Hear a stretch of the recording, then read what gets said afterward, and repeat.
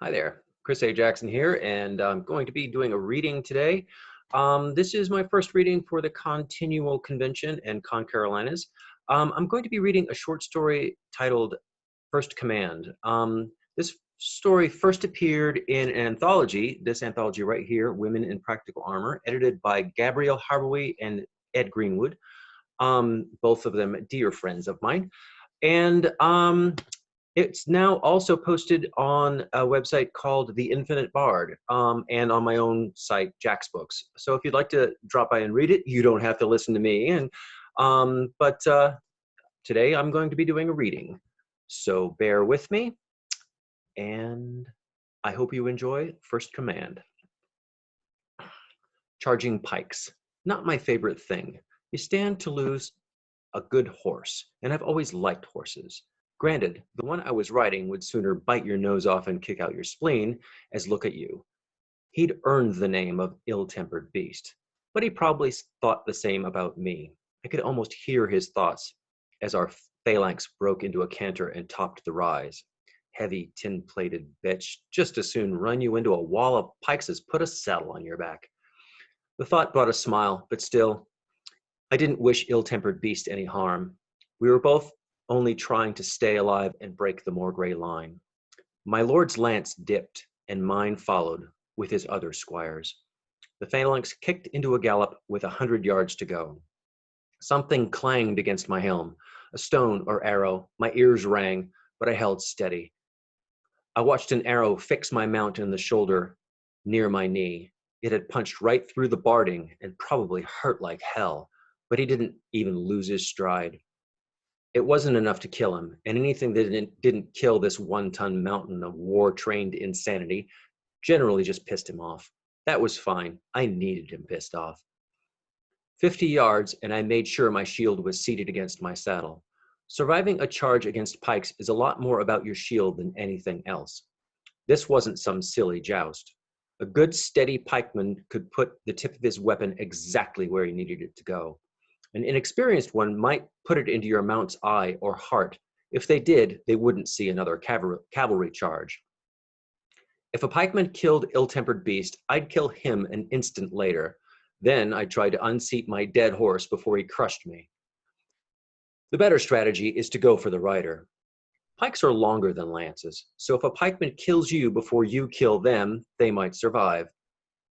But that meant getting past your shield, or getting really lucky and putting the tip of their pike through the slit in your visor.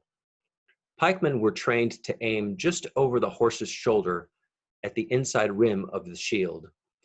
If the tip struck true, the lancer's shield wouldn't deflect the blow far enough. It would strike the right side of the breastplate. If it didn't shatter, the head of the pike would run the knight through and pluck him right out of the saddle. The horse might trample through the line, but there was a better chance of surviving than being skewered by a knight's lance. I could count the number of times I charged pikes in combat on one hand, but Lord Fornish, Knight Commander of the First Army of Tsing, had trained me well. I was his second squire, and I intended to make knight someday. That meant staying alive today.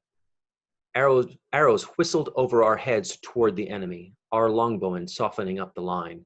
The pikes wavered, and we lunged forward over the last 20 yards. Shield firm, lance braced, pick your target, steady. Something hit my visor, and pain lanced across my skull. Blood blinded my left eye. Steady, you heavy tin-plated bitch. Ill-tempered beast grunted with every lunging stride now, foam flecking his muzzle, platter-sized hooves trampling the sod with a vengeance. Pick your mark. I lowered my lance at the chest of a dark-faced Morgrey. The tip of his pike wavered and aimed to my right, toward my lord. I jinked, nudging Fornish's white-coated charger over to ruin the dead man's aim. The pike hit the outer edge of my lord's shield, and another hit mine squarely. A blinding moment of impact. Lord Fornish's shield flung aside as another pike I hadn't seen struck him, the instant of death unstoppable. His mount was a half a stride ahead of mine, and I saw the pike head dent the back plate of his armor from the inside before the shaft shattered. My lance spitted the Morgray, and I let it go, even as my lord sagged in his saddle. I was screaming. There was a sword in my hand. My sword. There was blood on it. Ill-tempered beast bit through a man's shoulder as I kicked him into a turn, his rear hooves lashing out like scythes. My lord's horse staggered with a pike through its body, trying to stay up, but without any signs from its rider.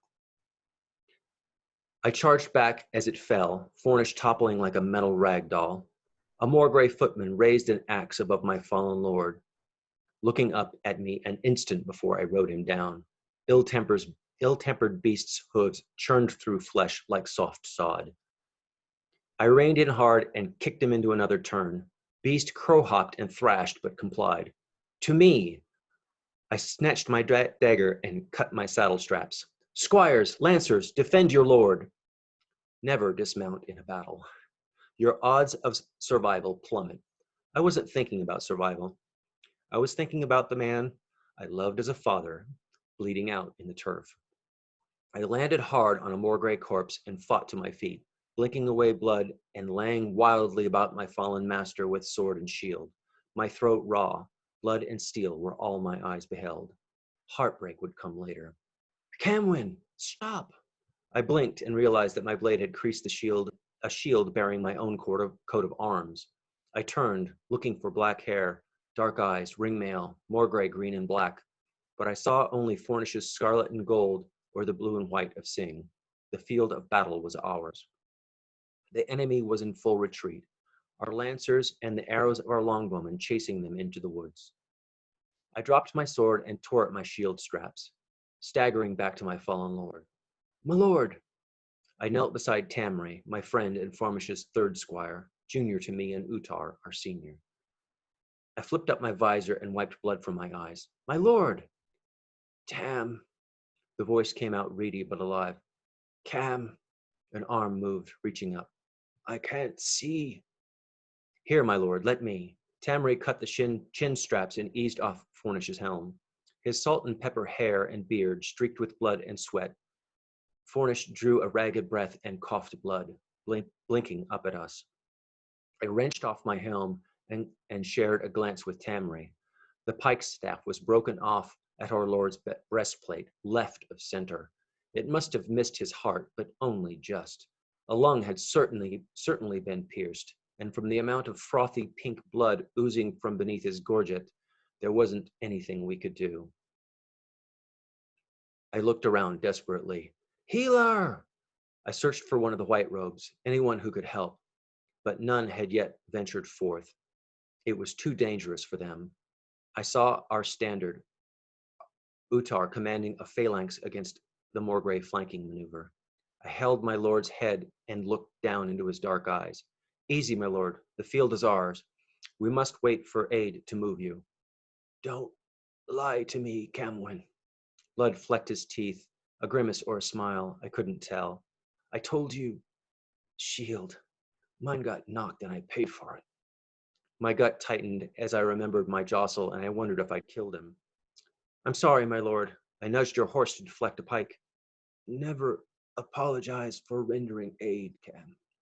He blinked and looked to Tamray, at the tears rolling down the young man's beardless cheeks.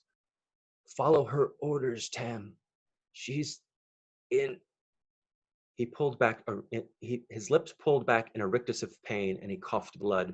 I wiped his mouth and held him, more father than my own, the guiding hand that centered my life. Be still, my lord. Help will come. No. The muscles of his jaw clenched, and he swallowed. His hand gripped mine, for a moment as strong as ever. Listen, you, Cam, must take command. Not Utar. Do you hear? I stared at him and glanced at Tamray. My lord, I cannot. I'm second. Sorry. Don't disobey my final order, Camwyn. He smiled then, and the strength slipped away from his grip. Promise me. I promise you on my oath, my lord. I could do nothing else. He was my lord.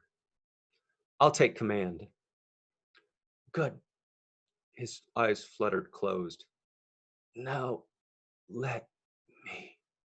I watched the last breath leave him, felt the last beat of his heart in his grasp. Camwin? I eased my lord's head down to the turf and lurched up to my feet. The ground around us was a mire of blood and churned earth. Astonishingly, ill-tempered beast stood only yards away, stomping and pawing, his muzzle bloody, the arrow still sticking out of his shoulder.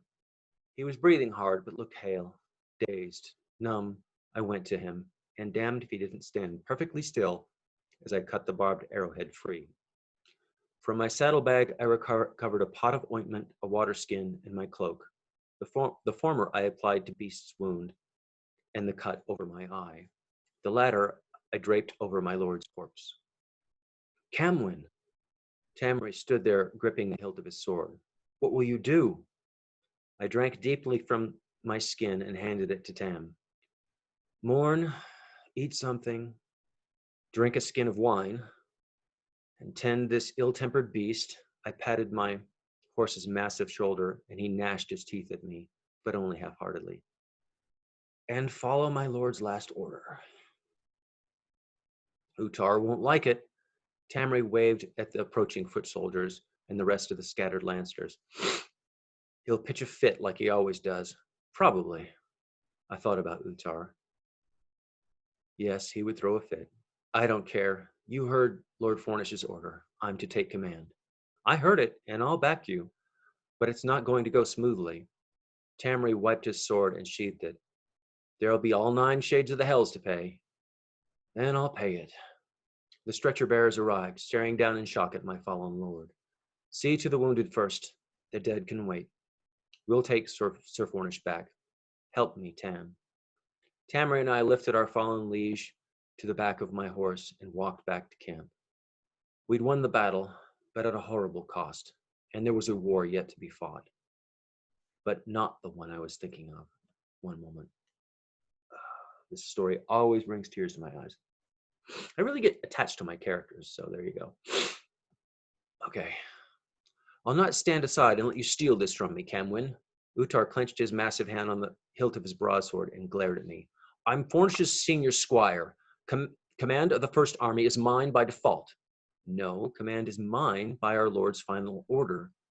I girded my temper and kept my thumbs hooked in my belt. I wasn't afraid of Utar.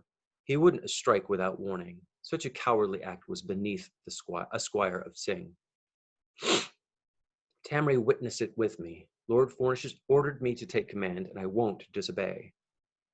The troops won't follow a half-trained squire. Captain Dask pounded his fist on the map table in emphasis. He was regular army, experienced and hard as a 20-penny nail, but he was also wrong. You suggest we cede the field of battle because my lord fell, Captain? I glared at him, willing him to hear my thoughts. Don't go there, you idiot. You'll lose. I suggest nothing of the kind. Utar should take command, as it is his right. If 8 years means half-trained, most of your officers have less, and Utar is as half-trained as I am, Captain.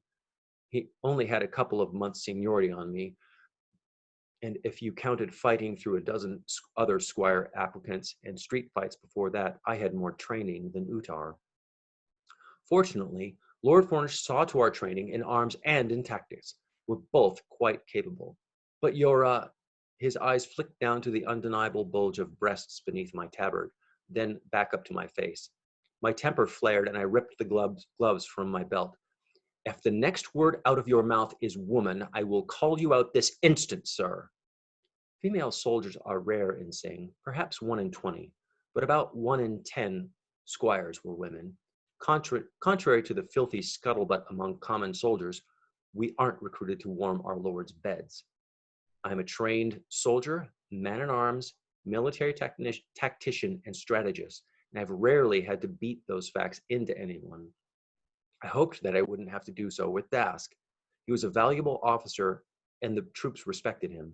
My beating him might earn me their enmity. I wasn't. The lie only showed in his eyes, and I was grateful for it. You're young, that's all.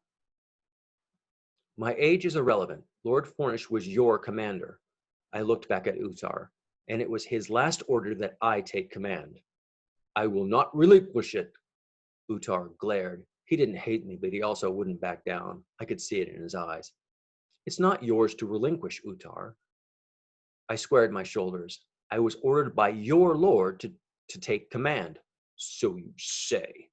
I was there too, Utar. Tamri stepped forward, his smooth jaw writhing with his clenched teeth. You call me a liar? I call you a teat-sucking whelp, boy. Tamri lunged, regardless of propriety or that Utar outweighed him by half. I caught his arm and hauled him back. My gloves were already in my other hand, which made it easy. The stout leather slapped across Utar's bearded cheek. He didn't even flinch, but just grinned at me. A horse or a foot, Camwin? We don't have time or resources for this nonsense, Dask scowled. We're at war, for the love of the gods. I didn't take my eyes off Utar. The Morgray are reforming on the other side of the wood, Captain. We have a day, perhaps two, to reposition. Our business will be concluded at first light on the morrow, and I'll give you my orders for deployment then. Arrogant bitch. Utar's lips curled back from his teeth. You're half right, Utar. I grinned back at him. If he was trying to goad me, as he had Tamri, he'd have to do better. But it's confidence, not arrogance. A horse or a foot. I had a better chance of winning astride ill-tempered beast, but the army could ill afford losing mounts on a squire's challenge. Utar knew that. What he didn't know was that I had much more interest in following my lord's final orders than I had in taking command. I would fight my best and win if I could, but I would follow Utar's commands or die with honor if I lost. I made my decision. Afoot. Dawn. Dawn. I turned to Tamri. Be my second, Tamri. It would be my honor. He nodded, still glaring at Utar. And if you don't kill this fat bastard, I will. Utar just laughed at Tamri's threat and walked out of the command tent. Tamri stormed out, swearing like a sailor on shore leave. Do me a favor, Squire Camwin. Dask leveled his flinty gray eyes at me. If it's in my power, I will, Captain. Don't kill him, and don't get killed yourself. He tapped the map as if to remind me of the greater issue. We're still at war, and Singh needs you both. I'll do my best on both counts, Captain. I nodded respectfully and left the tent. I made good on my claim to Tam, a tended, ill-tempered beast. His halter had been tied to a deep stake so he couldn't bite me, but he did try to kick me, so I knew he was hale. I ate a meal and finished half a skin of wine, but my thoughts on how to fight Utar wouldn't congeal. I also spent 2 hours paying my respects to my lord, trying to reconcile the loss. I couldn't. My heart ached too much. I needed to think and to sleep, and the wine wasn't helping. After pacing my tent for another hour, I decided to go for a walk. Utar would be a problem. Heavier and stronger than I, though not any more skilled at arms, and certainly no quicker, we were a close match. Beating him without killing him would be the real challenge. I doubted that he had any similar compunction. Utar didn't generally see the bigger picture. Nothing beyond the tip of his lance, Fornish used to say. I wondered if that was why my lord had ordered me to take command. I did see the bigger picture, long-term goals, how to achieve them at least cost, sparing the most lives, burning the least forest or cropland.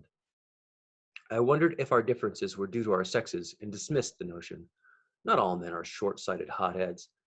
My lord had been a brilliant tactician, disciplined but not unkind, hard when he needed to be, and jovial when it served him better. Could I be that? Yes, you're just doubting yourself. I knew my conscience was right, but I still didn't know how to calm my tumultuous thoughts. Grief, worry, anxiety, and determination all swam in my head in a maelstrom, and I was a boat caught on that torrent. I needed to sleep, and I didn't know how I was going to achieve it. Yes, you do. I blinked and realized I was at the section of camp reserved for camp followers. I heard laughter and music, the jingling of hand cymbals and the strum of a lute. I spied a circle of firelight, a woman dancing with gold in her hands, moving like a serpent. Men and women clapped and sang to the music. my feet turned toward them. Dark eyes flickered up towards me as I entered the light. A man stood, his white teeth flashing against olive skin, beautiful dark eyes and hair made to clench in my trembling hands. I blinked and saw the startled gaze of the Morgray I had killed that morning. I wondered if this beauty was a distant relative and suddenly felt like apologizing. May we be of service, lady? He bowed fluidly, waving a hand at the firelight, the dancing, the smiles and camaraderie. Are you Morgray? I didn't know why I needed to ask. No, lady, we are jesty, travelers, singers, dancers, and tellers of tales. He bowed again. You are troubled. Join us if you will. I wondered how he knew, excuse me, and realized that it didn't take a fortune teller to know I was upset. My emotions were writ large on my face, no doubt, and the news of Fornish's death had reached all corners of the camp. I wore his livery. The man was observant as well as beautiful. Would you like a cup of wine? I asked him. We have wine, lady. I'm not a lady. Technically true. The squire isn't a noble. Would you like a cup of my wine? One dark eyebrow arched, and those clean white teeth flashed again. I would be honored to share your wine, Sir Camlin. That he knew my name surprised me, but the premature title more so. I'm not a knight. In time, that smile again. Come with me. I turned and gestured back to the camp and my tent. He fell into step beside me. I need to know your name. Veshkale Prayadu Kaprushka. Music. His fingers found my hand. A light caress. Please call me Vesh. All my friends do. Vesh. I liked the name. I liked the sound his name made in my mouth. I entwined my fingers in his. Thank you. Thank me on the tomorrow, lady. He chuckled, and my thoughts moved away from the maelstrom of into the sweet bliss of this beautiful man. Sometimes my conscience is truly brilliant. I woke to the light of my lamp turned low. Some noise, the clank of a pot, the crow of a rooster, had snapped me out of my blissful sleep. I knew without looking outside that it was time to rise. Vesh stirred beside me, his tousled black hair a dream, the smell of him a memory. Oh, glory of the gods, what a memory. My mind was clear, my thoughts orderly, and the day's tasks lay before me like a pile of wood that needed to be chopped. Simple. Thank you. I slipped out of the nest of furs and blankets and knelt mother naked before the tiny altar of Elos the Defender. A quick prayer, a splash of icy water, clothes, boots, padded gambeson, bread and cheese, and a swallow of the wine that we'd never touched the night before. I reached for my sword belt, then looked back at the nest of furs and Vesh. Kneeling, I brushed his shoulder with my calloused fingers. He stirred and rolled up to look at me, blinking. I have to go. I smiled and ran the backs of my fingers over his wonderful lips. He kissed them. Wish me luck? You need no luck, beautiful Camwin. He smiled with those lovely teeth, and I shivered, wondering if I'd ever see him again. Here, I fished a pouch from my things and handed it to him. Buy your sisters something pretty. I will. He took the pouch and sat up, nodding his fists in my short hair to pull me in for another lingering kiss. And I will sing your song tonight. Thank you. I stood and left him, strapping on my sword on the way out. Dawn was coming. Hang on a second. Outside the tent, I found Tamri pacing in front of our arms rack. The junior squires had seen to my things, bless them, and everything gleamed in the wan light. Sleep well? Tamri grinned at me, and I wondered if he knew how I spent the night. Probably so. Tents offer little privacy, and his was right next to mine. I did. I surveyed my things, and my strategy congealed. Mail and breastplate only this morning. I thought so. He lifted my mail and helped me into it, fastening the clips, then my chest armor, cinching the straps tight. Full face or visorless? Visorless. He picked my open helm from the stand, and I put it on, adjusting the straps as he fitted greaves to my legs. Twisting to check the fit, the weight, and the straps, I surveyed my weaponry. You know he'll be in full plate. He better be. I'm counting on it. I hefted a flanged mace, a better weapon against plate armor than a sword, especially if you were interested in keeping your opponent alive. I wore sword and dagger as well, just in case I lost my primary weapon. Do me a favor, Cam. Tamray cinched my shield straps tight and glanced up at me. If I can. Kick his fat ass. He grinned and punched me in the chest as hard as he could. I laughed at his antics, hoping he hadn't hurt his hand. Am I getting odds from the wagerers? I waved toward the practice field, and he fell in beside me. Even money. He shrugged. Not many people betting. Well, the rank and file probably don't care who wins. One squire commander's as bad as another in their eyes. You're wrong. Tamray pointed to the grounds as we rounded the mess tent. They care, and there's quite a disparity of opinion, but no one's fool enough to bet when they don't know who's going to win. It looked like about half the camp had turned out, and more were on the way. Great. The crowd of soldiers parted, and a few cheers went up. Inside the circle, Utar stood ready. Balric, another of our Lord's junior squires, stood as his second. As I hoped, my opponent wore full plate armor, helm, visor, shield, and I'd hoped he'd wield his broadsword the better to weigh him down and wear him out. But he held a hooked axe in his hand. That could be a problem. The spike on the back of the axe would pierce my mail if he got a stroke in. Tactics shifted in my mind like water flowing over rocks in a stream. I took my position, and Dask stepped between us. This is a bout of honor between allies. His gray eyes fixed us both in turn.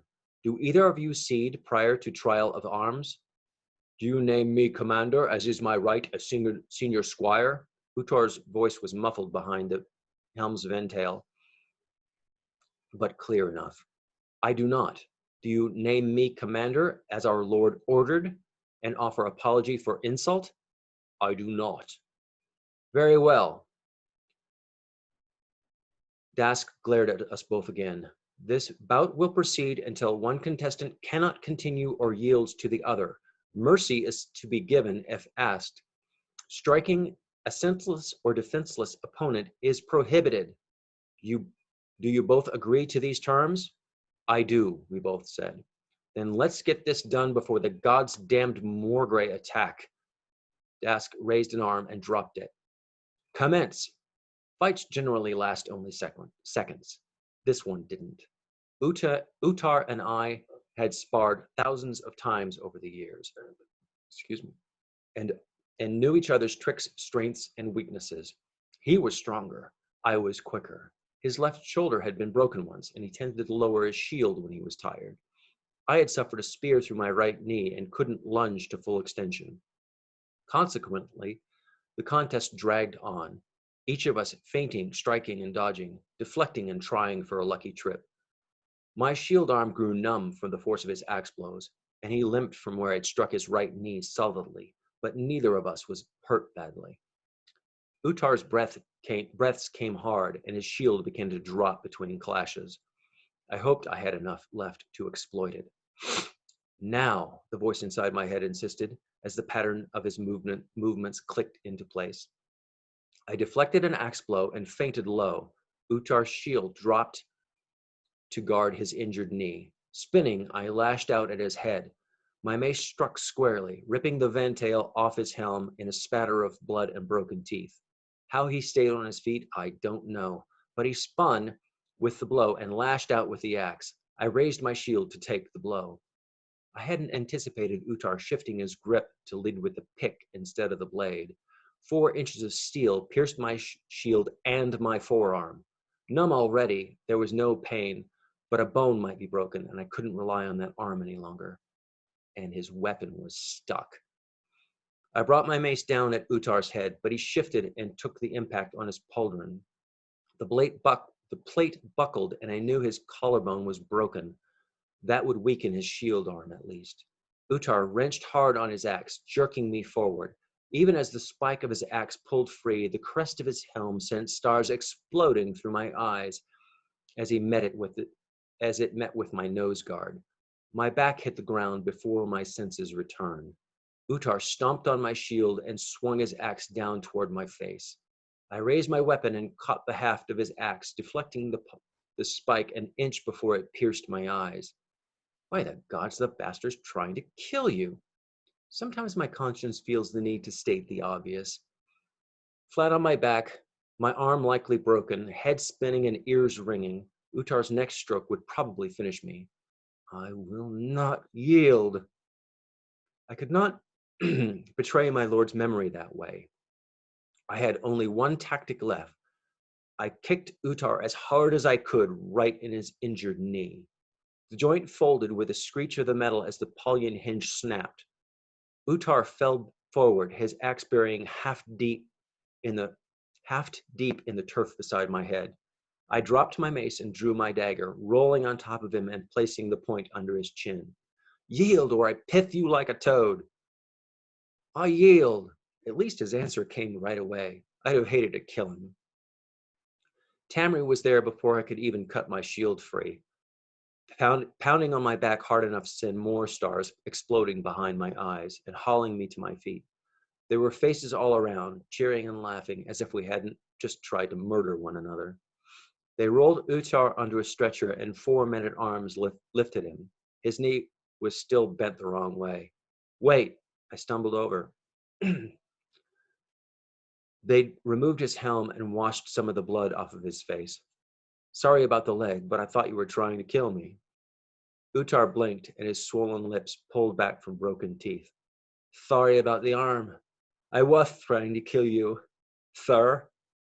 He saluted me. My first. The healers were there, insisting they see to his leg immediately. Get him on his feet. I need his fat ass in a saddle by tomorrow. That earned me another round of cheers from the soldiery. A healer examined my arm, but the spike of Utar's axe had miraculously passed between the 2 bones without breaking either. Dumb luck. Maybe Vesh had wished it on me when I wasn't looking. Orders, Squire Commander? Dask saluted me, his face grim. Your nose is broken, sir. Is it now? Tamri helped me off with my helm, and I felt the lump of smashed meat on my face. Well, I'll have to fix that, I suppose, but I need to speak with you about deployment. Yes, sir. Dask waved toward the command tent. My tent. I sat astride ill-tempered beast and kicked him into a canter. Forward! He snorted and capered, but complaining as always. Heavy tin-plated bitch. I smiled behind the concealment of my helm's ventail as the phalanx around me matched my pace. Utar to my right, Tamri to my left. We lowered our lances, a wall of steel on 3 tons of pissed-off horse. We were charging pikes again. Never my favorite. So I hope you enjoyed the story. Once again, you can read that on my website, jacksbooks.com, and I hope you're enjoying the convention.